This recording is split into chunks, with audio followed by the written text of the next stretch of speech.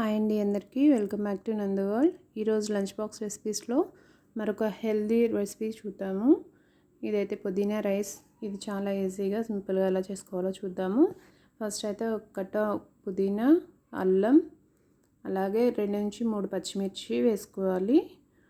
కొంచెం వాటర్ పోసుకొని దీన్ని మెత్తగా పేస్ట్ పట్టుకుందాం.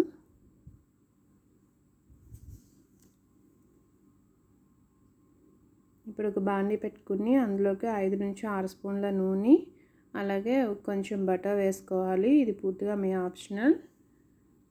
నూనె కాగిన తర్వాత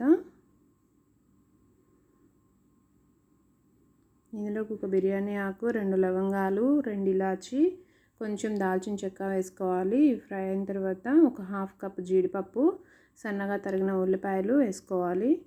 ఇవి గోల్డెన్ బ్రౌన్ కలర్ వచ్చేంత వరకు ఫ్రై చేసుకోవాలి.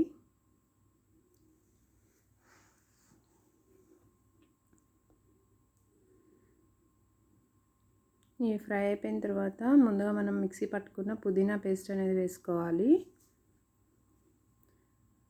ఈ పుదీనా పేస్ట్లో ఉన్న వాటర్ మొత్తం ఇంకిపోయి ఆయిల్ సపరేట్ అయ్యేంత వరకు ఉంచుకోవాలి.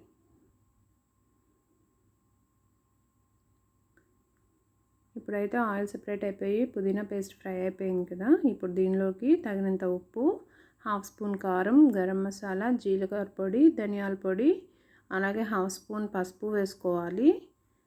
గరం మసాలా, జీలకర్ర పొడి, ధనియాల పొడి అనేది ఆప్షనల్ అండి. కేవలం మనకి ఫ్లేవర్ కోసమే వేసాను నేను. అది కూడా కొంచెం కొంచెం వేసుకుంటే సరిపోతుంది, ఎక్కువ వేయాల్సిన అవసరం లేదు.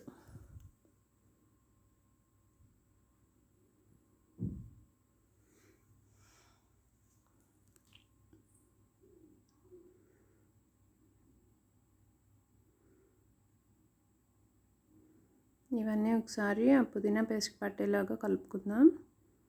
ఒక 2 మినిట్స్ ఫ్రై చేసుకుందాం.